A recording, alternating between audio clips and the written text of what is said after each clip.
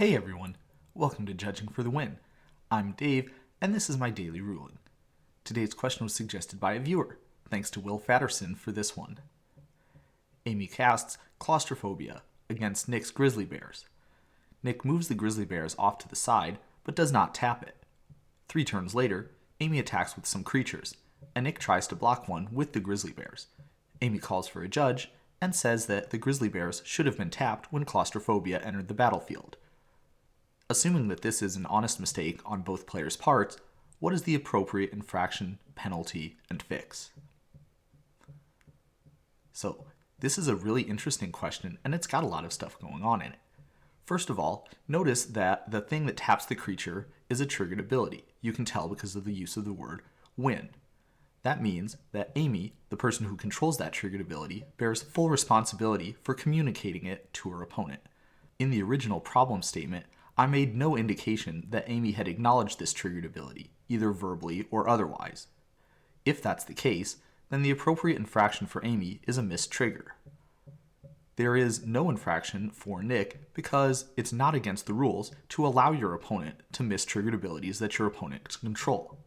As for the penalties, Amy will get no penalty because missed trigger is only a warning if the triggered ability you miss is generally considered to be detrimental to you, which is certainly not the case here. Nick also will get no penalty because, again, he hasn't done anything that's against the rules.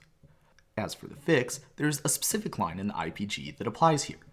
If the triggered ability is an enters the battlefield trigger of an aura, and it affects only the enchanted permanent, and it gives the enchanted permanent some sort of visible change, we resolve that ability immediately, regardless of how much time has passed in the game, since it should have happened.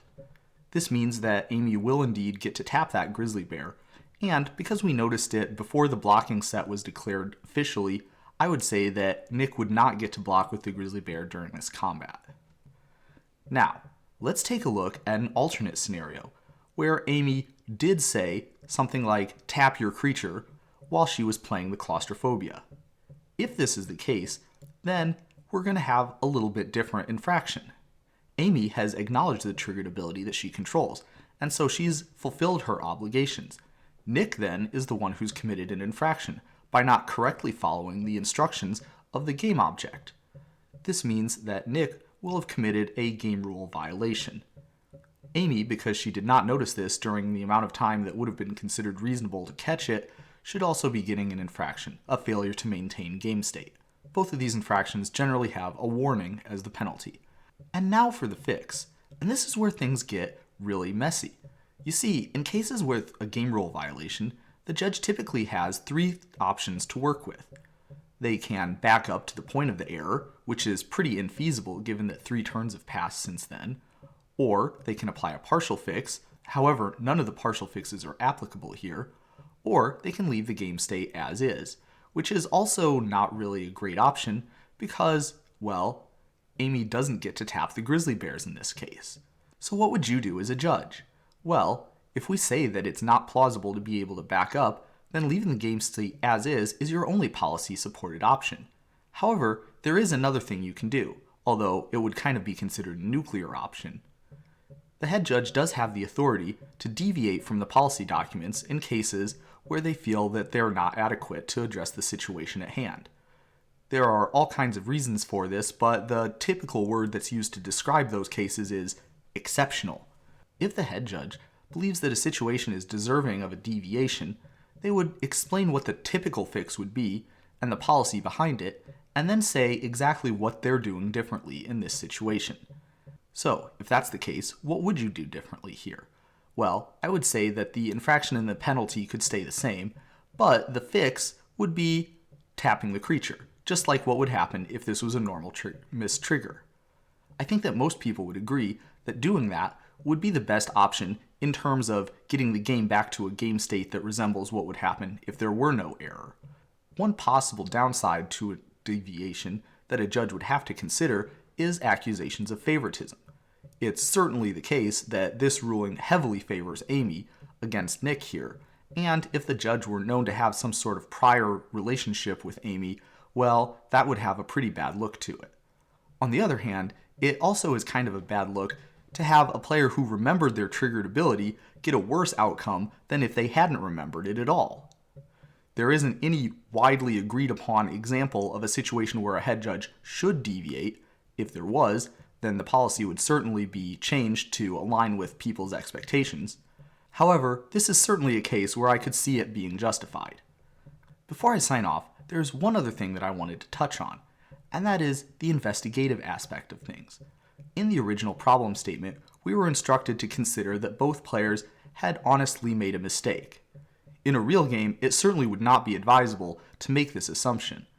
There's a couple of reasons why, but if we go back to last week's episode where I talked about comparing the ease of making the mistake against the possibility of getting caught and the possible advantage of making that mistake, well, we could definitely see how this would be above the threshold to warrant further investigation.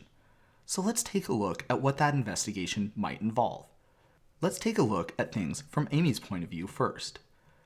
How big of an advantage does Amy get from making a mistake? In this case, her mistake would be not announcing the triggered ability or not making sure that Nick followed through with that instruction. So it's not really clear how that would benefit Amy.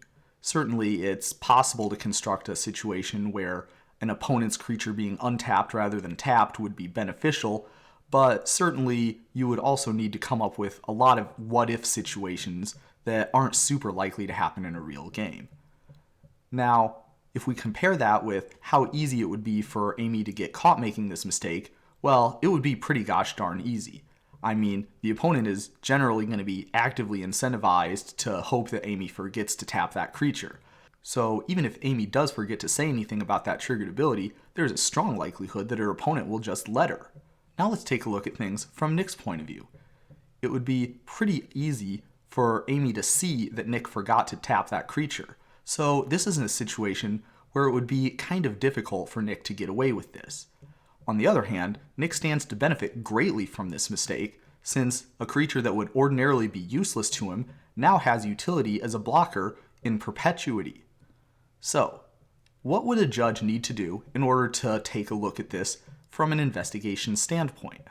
Based on what we just talked about, it seems kind of unlikely that Amy would cheat here, although the same definitely can't be said of Nick. We want to be careful not to jump to any conclusions though. It certainly is also possible that Nick might, for example, not have played enough with Claustrophobia to realize that it taps the creature as well as preventing it from untapping. So, in my mind, the key things you would want to focus on in this investigation would be, firstly, whether or not Amy indicated this triggered ability, verbally or otherwise, and how she did it. Of course, this has major consequences as far as what the correct infraction and penalty and fix are. However, it also can give you some really good insight into the mindset of the players. So you would want to try to figure out whether Amy had announced this trigger verbally, whether she had made a gesture, or whether she had done neither of the above. You would also want to know whether or not Nick had seen or heard this signal and acted appropriately. We also would want to know why Nick did not tap this creature while he moved it off to the side. Is it because he didn't know what Claustrophobia did? Or is it because he didn't hear what Amy said and he wanted to keep the creature untapped, assuming that Amy had missed her trigger? Or was it something more sinister? These are the questions that you would want to have answers to. Now, ordinarily, when I'm investigating something like this, I like to talk to the players at the table together. This way, if one player has holes in their memory, their opponent can usually help out. And assuming that the players aren't being particularly argumentative, this can be a great tool to help you get closer to a story that everybody agrees on. However, in this case, because the stakes are kind of high, and because one player could potentially change their story based on what they hear the other player saying, I think that it would be a better choice, in this case, to separate the players and interview them separately. This way, by comparing their answers, you could see if there were anything that didn't make sense. For example, if Amy made a gesture and Nick reported hearing Amy say tap your creature, that discrepancy could be an important clue that you might need some more information about this case. Whew, that's a lot of information. If I wanted to get any deeper into this sort of investigation, it would really depend a lot on a bunch of factors that you really would have to be there and physically see the situation and hear the players' responses in order to get a good practice out of it. Therefore, I'll leave it to you all in the comments to talk about what you think a good way to go about this would be. Join me again tomorrow for another daily ruling, but until then, I hope you have a great day.